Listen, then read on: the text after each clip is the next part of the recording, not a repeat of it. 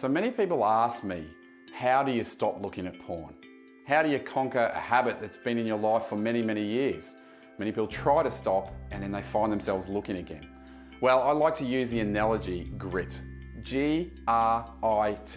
Get away, resist, inform yourself and talk. So firstly, G, get away. You need to get away from the image or the stimulus as soon as possible. You see, porn use is not simply a character problem, it's a neurophysiological problem.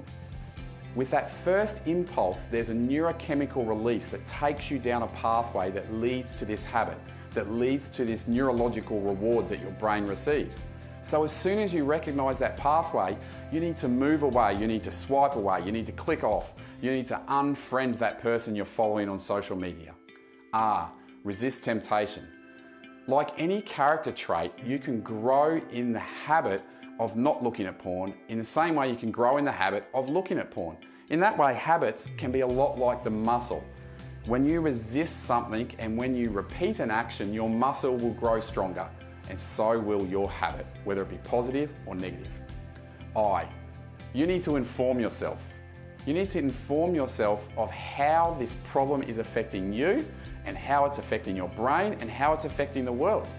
In fact, I would encourage you, if you spend a day a month or a night a year looking at your finances or your taxes, I encourage you to put at least that amount of time into dealing with this issue or coming to understand this issue in a better way. It will pay dividends later on. It will pay dividends in your life, in your freedom, in your relationships. But I also encourage you to inform yourself about your belief system when it comes to sex. Most people believe sex is good. Most people believe relationships are good and each person has a dignity and a worth and a value.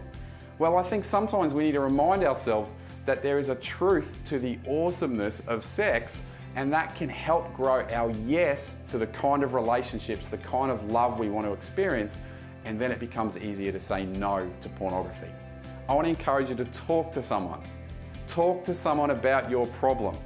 Now, this can be really, really difficult, but can I encourage you, if you've never spoken to someone, that this is half the battle in dealing with the problem in your life.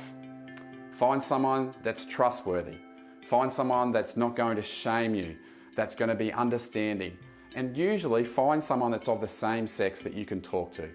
Share with this person, and when you unload that burden and share it with someone, it can help you process and also realize that you're not alone, because quite often the person you're sharing with will also have had the same struggle, will also have shared this same problem, or certainly have some experiences along these topics. Lastly, I encourage you to talk to other people.